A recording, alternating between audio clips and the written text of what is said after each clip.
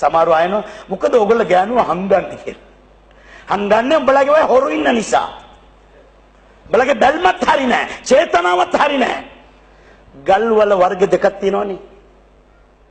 ගල් වල වර්ග දෙකක් තියෙනවා මේ නෑ අපේ රටේ. එකක් තමයි මැණික් ගල. මේ වගේ සුදු කෑල්ලකින් ඒක අඹරලා ගැට ගහලා ඉනේ තියාගන්නේ නෑ. ඒකටම තියෙනවා යකඩ පෙට්ටියක් ඒකේ දාලා වහනවා. ඇයි ඒකේ වාල තියෙන්නේ? ඇයි ඒකේ වාල දෙන්නේ? යකෝ මැණික.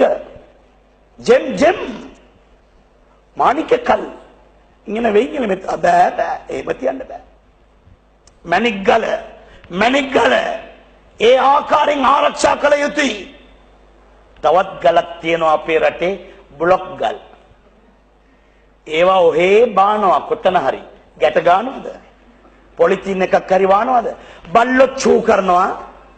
වැස්සටත් තෙමෙනවා. අවුවටත් වේලෙනවා. කවුරුත් ආරක්ෂා කරන්න ඕනේ නෑ. It is a block ගල්. මේක මැණික් ගල්.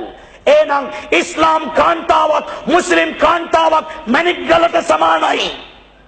ආරක්ෂා කළ යුතුයි.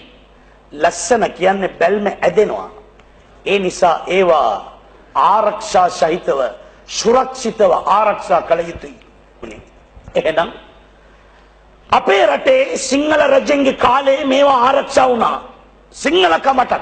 සිංහලකමටත් ඒ ආරක්ෂාවෙන් එදා ගෑනු හිටිය ගෑනු. බෞද්ධකමට තියෙනවනේ සංස්කෘතිකයක්. හැට්ට ඇඳලා ඔසරිය ඇඳලා එහෙනම් අද ලංකාවේ 100%ක්ම විශේෂයෙන් මා දුක් වෙන බෞද්ධ රටක්. බුදුරජාණන් වහන්සේ වැඩම කළ රටක්. බෞද්ධරේ බෞද්ධයෝ ඇයි මේ සංස්කෘතික ආරක්ෂා කරන්නේ?